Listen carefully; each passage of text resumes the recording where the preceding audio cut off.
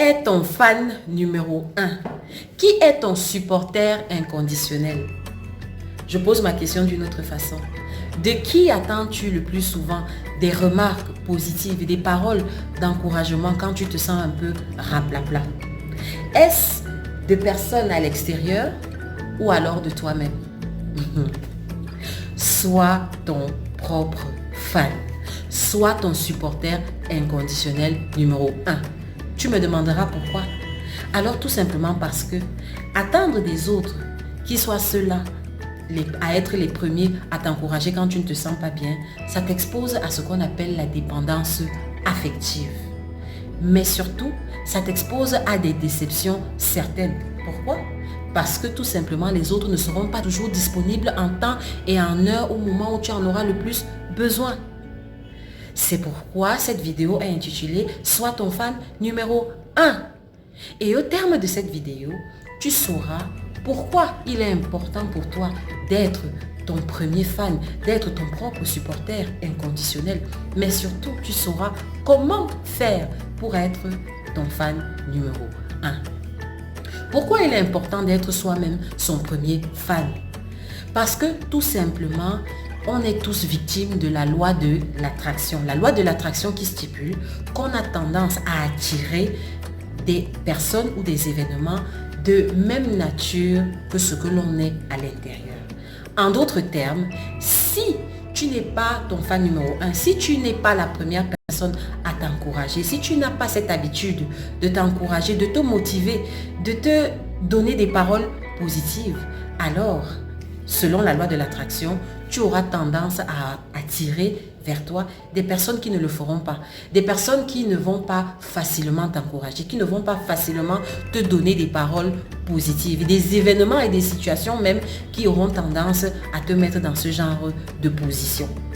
Alors il est important de sortir de là et d'être soi-même son premier fan. Et la deuxième raison pour laquelle il est important d'être soi-même son premier fan, c'est parce que c'est la base même de l'estime de soi. Si vous avez des problèmes d'estime de soi, si vous avez des problèmes de confiance en vous, certainement, si vous fouillez, vous allez remarquer que vous avez tendance à chercher chez les autres l'encouragement nécessaire à votre mieux-être. Alors, pour être mieux, pour être plus à l'aise, pour avoir plus confiance en soi, il est important d'être à la base de son encouragement personnel, donc d'être son premier fan. Ceci étant dit, comment on fait? Oui, vous êtes convaincu. Oui, je sais que ok, j'ai tendance à être dépendante des autres et que ce n'est pas bon pour moi-même.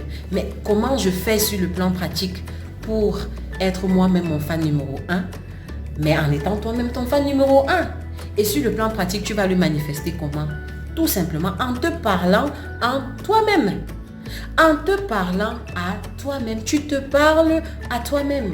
Et les experts dans le développement personnel et les plus grands psychologues s'accordent à dire que se parler à soi-même, c'est une façon de réécrire le programme. C'est une façon pour nous, en tant qu'être humain, de reprogrammer notre subconscient. Et comment tu vas le faire de façon pratique? Alors, si tu passes par une période où tu te sens raplapla, où tu n'as pas le moral, que de chercher la motivation, que de chercher l'encouragement chez des personnes qui ne seront peut-être pas disponibles pour toi, alors assieds-toi avec toi-même et parle à haute voix et dis-toi, ma petite, tu es une personne formidable. Ma petite, ça va aller. Ou alors ma grande ou mon grand, c'est selon. Apprenez à vous encourager vous-même. Encourage-toi toi-même. Donne-toi à toi-même des paroles positives que tu attends des autres. Et fais-le pas en une fois, pas de façon sporadique ou épisodique, mais fais-le sur une base régulière, que ce soit un style de vie, que ça devienne ton spontané, que ça devienne ton réflexe, que quand tu te sens raplapla, quand tu as l'impression que tu n'as pas le moral en forme, alors que tu cherches à t'encourager par toi-même. Et ça peut se faire de plusieurs façons. Tu peux te parler à toi-même. Il y a la technique du miroir. Tu peux te mettre devant un miroir et te parler à toi-même, te sourire à toi-même, te complimenter toi-même, t'apprécier toi-même. Ou alors tu peux écrire. Le miroir, comme l'écriture, sont des techniques pratiques et probantes qui donnent des résultats. Tu t'écris à toi-même tout ce que tu souhaiterais entendre d'autres personnes te dire. Combien tu es intelligente, combien tu es belle. Tu t'apprécies toi-même ou bien combien tu es beau. Et surtout, tu t'encourages. Quand tu te sens down, quand tu te sens le moral bas, laisse ce réflexe-là de prendre le téléphone et de chercher à appeler X ou Y. C'est bien, nous sommes des êtres sociaux, nous sommes des êtres grégaires et nous avons besoin d'être accompagnés. Mais ton premier réflexe doit être toi-même d'abord, de te motiver toi-même, de t'encourager toi-même. Comme on dit en anglais, be kind to yourself, be tender to yourself. Tu n'as peut-être pas été à la hauteur, tu n'as peut-être pas donné la performance que tu attendais de toi-même. Au lieu de t'auto-flageller, sois cette personne-là qui va t'encourager. Prends un papier, prends un bic et écris, je m'encourage, ce n'est pas grave. Je n'ai peut-être pas pu cette fois, mais la prochaine fois sera la bonne. Parle-toi devant le miroir, parle-toi. Et ce n'est que sur cette base-là que tu pourras aborder les autres qui pourront te renforcer dans cette attitude, mais pas l'inverse. Ne commence pas par chercher de façon première et primale ton réconfort et ta motivation intérieure à l'extérieur. Sois toi-même ton propre fan, sois toi-même ton supporter inconditionnel. Je suis Marie-Évo Diacono. Ciao, bye bye, à une prochaine vidéo.